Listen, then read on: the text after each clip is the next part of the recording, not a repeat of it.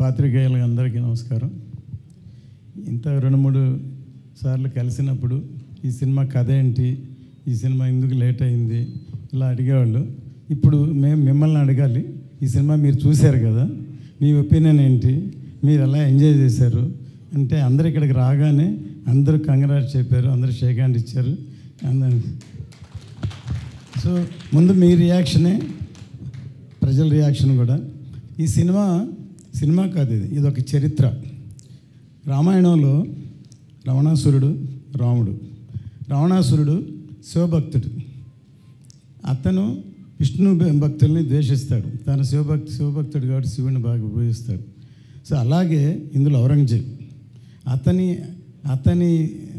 మతాన్ని, అతని అల్లాని అంత డివోషన్గా ఉంటాడు, టోపీలు కుట్టుకుంటాడు, ఏదో ఇదిగా ఉంటాడు. కానీ ప్రపంచం అంతా మేమవ్వాలి, ప్రపంచం అంతా మాది అవ్వాలని ఒక క్యారెక్టర్. అతని ఎదుర్కొనేదానికి ట్రావెల్ చేసే రివల్యూషన్ వీరుడి కథే ఈ వీరమల్లు. కళ్యాణ్ గారు ఇంతవరకు పాలిటిక్స్లో ఒక ఎర్ర తువాలు వేసుకుని అలాంటి ఇంట్రడ్యూస్ చేశారు. కానీ నిజంగా ఇందులో అసలు చూస్తున్న సింహంలాగా, ఒక యోధుడిలాగా పోరాడే అసలు అంత ఎవరైతే నాకు, ఎందుకంటే ఒక కుర్రాడు పొద్దున్న ఫోన్ చేశాడు విజయనగరం నుంచి, సార్ 40 మంది వెళ్ళి సినిమా చూసాను సార్, అసలు ఏంటి సార్ ఇదే సార్ మేము కోరుకునేది కళ్యాణ్ గారిని, ప్రతి సీన్ ఎంజాయ్ చేసాం, ప్రతి సీన్ క్లాప్ కొట్టాం, ప్రతి సీన్ అసలు ఇది చేశారు, ఇవాళ మా మదర్ని తీసుకొని సినిమాకి వెళ్తున్నా, మధ్యాహ్నం మళ్ళీ వెళ్తున్నాను అని ఫోన్ చేశాడు.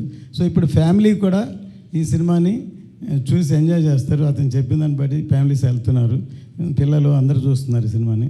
సో ఈ సినిమా ఇంకా పెద్ద హిట్ అవుతుందని రోజు రోజుకి, ఎందుకంటే కొంతమంది యాంటీ వాళ్ళు ఉన్నారు, ఏదో అదే చూస్తున్న యాంటీ ప్రచారం చేస్తున్నారు, అవన్నీ ఎవరు లెక్క చేయరు.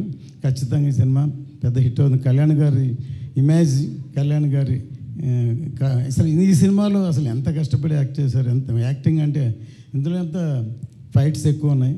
అందులో ప్రీ క్లైమాక్స్లో ఇంకెవరూ చేయలేరు, 2 చేతులతో విహారం చేశారు.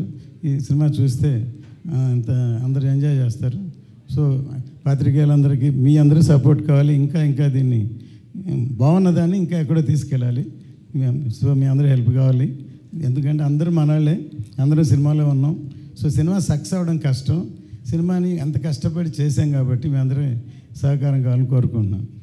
Thank you sir, thank you so much. నిజంగా ఈ సినిమా అన్ని ఏజ్ గ్రూప్స్ వాళ్ళు చూడాల్సిన సినిమా, మరీ ముఖ్యంగా చిన్నపిల్లలు, నెక్స్ట్ జనరేషన్